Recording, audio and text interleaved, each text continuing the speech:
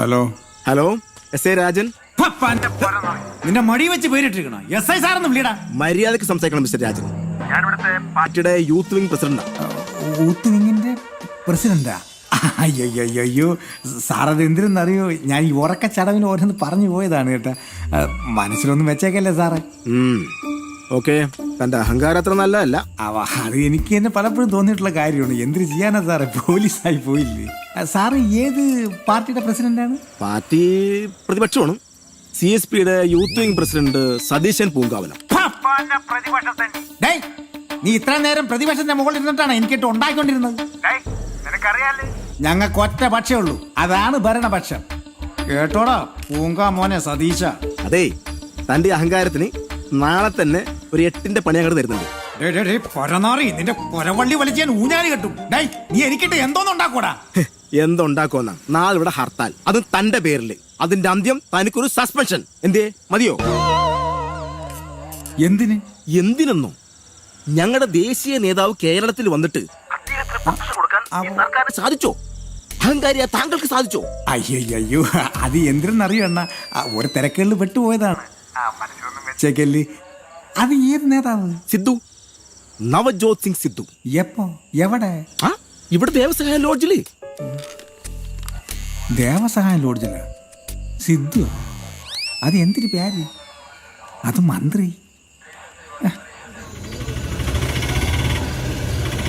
പുള്ളി വന്നോണ്ടിരിക്കുക. വന്നല്ലേ എന്നാ പൈസ പറയാ വിട്. എന്തായി കാര്യം? ഒന്നും ആയില്ല. അയാൾ ഇപ്പോഴും അകത്താ. എസ് ഐ ഇങ്ങോട്ട് വന്നിരുന്നു. ഇല്ലല്ലോ. വന്നില്ലേ? ഏയ്, ഞാൻ വിളിച്ച് നന്നായിട്ട് പേടിപ്പിച്ചിട്ടുണ്ട്. എന്നിട്ട് അയാള് പേടിച്ച ഈ റീത്ത് എന്ത് ചെയ്യണം? ദേ വരുന്നുണ്ട്.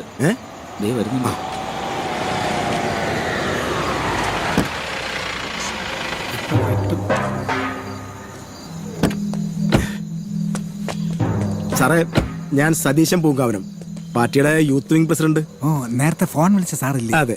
സാറൊന്ന് വരി. വെയിറ്റ്. സാറേ, സതീശൻ സാർ ഇതൊരു ഇഷ്യൂ ആക്കരുത് കേട്ടാ. പിന്നെ ഇനിയൊരു സ്ഥലം മാറ്റം, ഈ അനാഥപ്രേതം പോലുള്ള അലച്ചില്, എനിക്കത് ചിന്തിക്കാൻ പറ്റാത്ത കാര്യമാണ് സാറേ. ഇപ്രാവശ്യം കൂടി സാർ എന്നോട് ക്ഷമിച്ചു കഴിഞ്ഞാൽ ആ ഉപകാരം ഞാൻ ഒരിക്കലും മറക്കൂല. എൻ്റെ അമ്മയാണ്.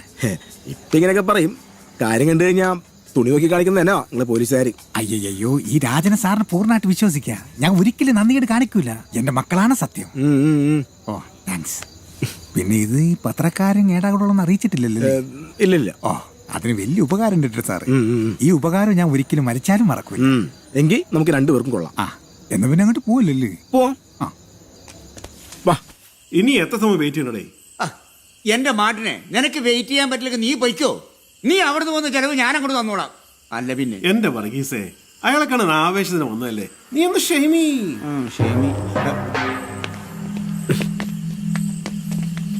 എന്താ സാർ?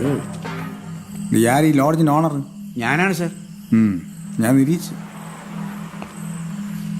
ഇന്നിവിടെ വല്ല VIP വന്നിരുന്നോ? BJP വന്നില്ല.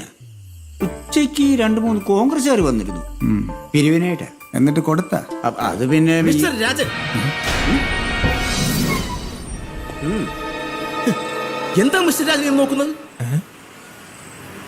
അല്ല സാർ, വിളിച്ച് എന്തെന്ന് നോക്കിയതാണ്.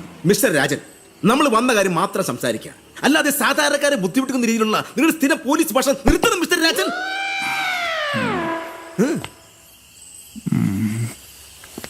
ഇവിടെ സിദ്ധു വന്നിട്ടുണ്ടോ? ക്രിക്കറ്റ് കളിക്കാരനല്ലേ? 103 സാർ. മാറിക്കിട സൂക്ഷിച്ച് കയറ സാറേ.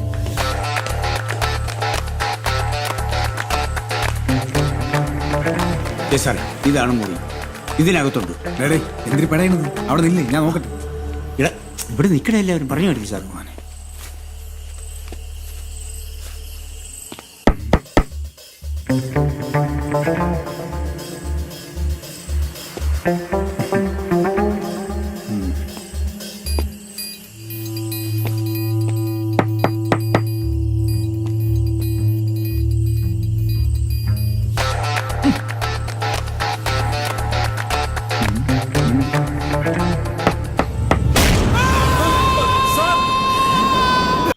എടാ, ഞാൻ ഒരു മീറ്റിങ്ങിലാണ്.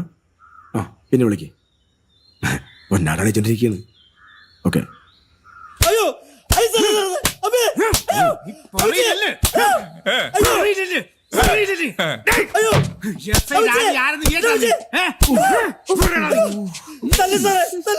എന്താണത്? പ്രൊട്ടക്ട് ചെയ്യാൻ വേണ്ടിട്ട് ഏലസി ചട്ടിയാക്കി വന്നിരിക്കണല്ലേ? രണ്ടെണ്ണം കൂടി കൊടുക്കും സാറേ. അപ്പൊ തത്ത പറയ പോലെ പറയൂ.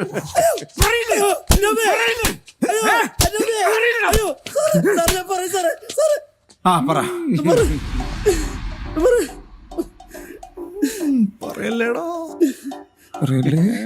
എങ്ങനെയുണ്ട് കണ്ടില്ലേ?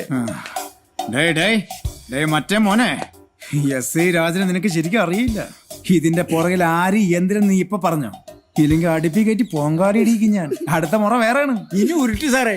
അപ്പൊ സത്യം പറ.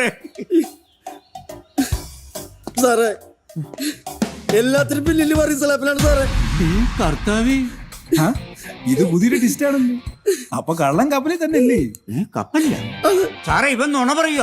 ഇവൻ കള്ളനാ. കള്ളൻ ആരെന്ന് കണ്ടുപിടിക്കാനാണല്ലോ വർഗീസ് സലാപ്പ ഞാനിത് ഇട്ടോണ്ട് നിക്കണത്. അല്ലാതെ ചെരക്കാനല്ലല്ലേ. അത് ഞാൻ കണ്ടുപിടിച്ചോളാം. ജോർജ് സാർ, അപ്പൊ അടുത്ത സീൻ അങ്ങ് സ്റ്റാർട്ട് ചെയ്യല്ലേ? നീ പോലീസിനെ ഉരുട്ടാൻ പഠിപ്പിക്കണല്ലേ? നീ എസ് ഐ രാജിനെ ഉരുട്ടാൻ പഠിപ്പിക്കണല്ലേ? എങ്ങനെയുണ്ടാ ഉരുട്ടല്? എങ്ങനെയുണ്ടാ?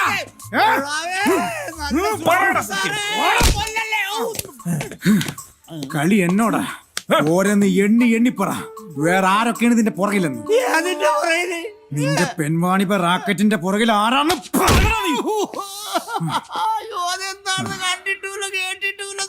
സാറേ ഒളിക്കാൻ കൊണ്ട് ഇട്ടിക്കഴിഞ്ഞാൽ തത്ത പറയണല്ലോ ഞാൻ പറയും. അപ്പൊ നിനക്ക് കിട്ടിയൊന്നും പോരല്ലേ? ഇത് കഴിഞ്ഞിട്ട് മതി, പതുക്കെ മതി. ഇതിന്റെ പുറകിൽ നിന്നെല്ലാം കളിച്ചിട്ട് ഒരു പാവത്തിനിടിക്കുമ്പോ നീ ഇന്ന് പ്രോത്സാഹിപ്പിക്കണല്ലേ? നീ പറയില്ലല്ലേ? ആ, അതാണ് ഞാൻ സോഫ്റ്റ് ആയിട്ട് ചോദിച്ചത്. നീ പറ.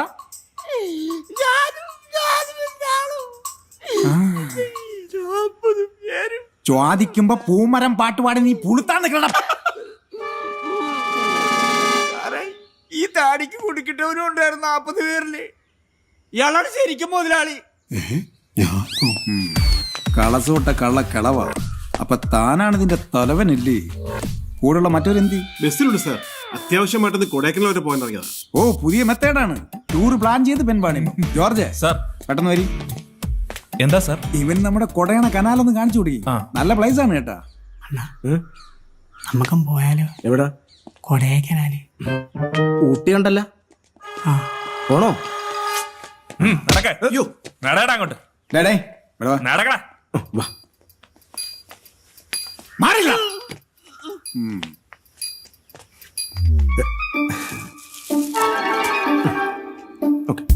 മിസ്റ്റർ രാജൻ,